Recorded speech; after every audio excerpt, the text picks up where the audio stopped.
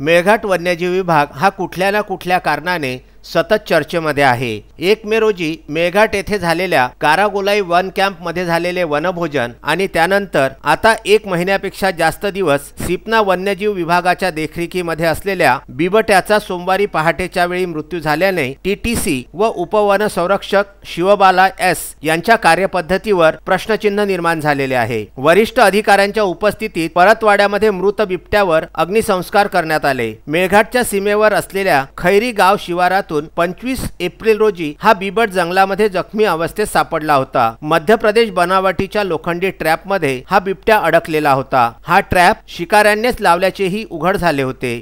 या बिबट्याला वन विभाग व वन्यजीव विभागाने सुरक्षितपणे पकडून परतवाडा येथील सिपना वन्यजीव विभागाच्या ट्रान्झिट ट्रीटमेंट सेंटर म्हणजेच टीटीसी मध्ये ठेवले होते। 36 दिवसांपर्यंत शिवबाला यस यांच्या देखरेखीमध्ये बिबट्यावर औषधोपचार करण्यात आले। मात्र सोमवार 1 जून रोजी पहाटेच्या वेळी त्याचा मृत्यू झाला। या बिबट्याला 2 दिवसांपासून ताप होता, त्यामुळे पशुवैद्यकीय अधिकाऱ्याच्या नेतृत्वामध्ये एक विशेष पथक दिमतीला होते। सिपनाचे उपवन संरक्षक, परिक्षेत्र अधिकारी, पशुवैद्यकीय अधिकारी डॉक्टर अक्षय घटाळे, डीएफओ अविनाश कुमार यांच्यासह अनेक अधिकाऱ्यांच्या उपस्थितीमध्ये दुपारी या बिबट्यावरती अंतिम संस्कार करण्यात आले। प्राप्त माहितीनुसार 2.5 ते 3 वर्ष वयोगटातील हा बिबट टीटीसी मध्ये अनेक वेळा अस्वस्थ झाला होता। सुरुवातीला त्याने अनेक वेळा काहीच खाल्ले नव्हते। 36 दिवसांमध्ये 6 वेळा त्याचा आजार बळावला होता। तरीही शिवबाला यस यांनी या बिबट्याला नागपूरला न पाठविता परतवाड्यामध्येच ठेवले होते। अखेर त्याचा मृत्यू झाला। बिबट्याचे खाणे-पिणे बंद झाले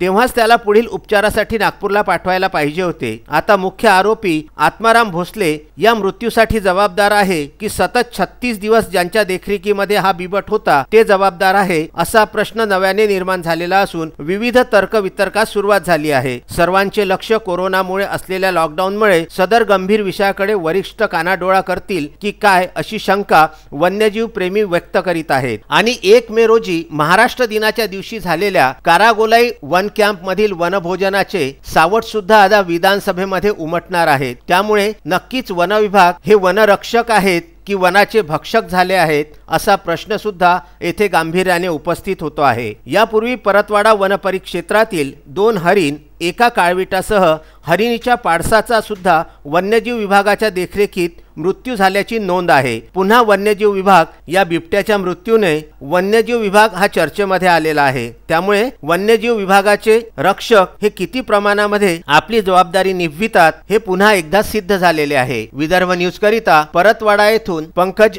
साबू यांचा वृत्तांत।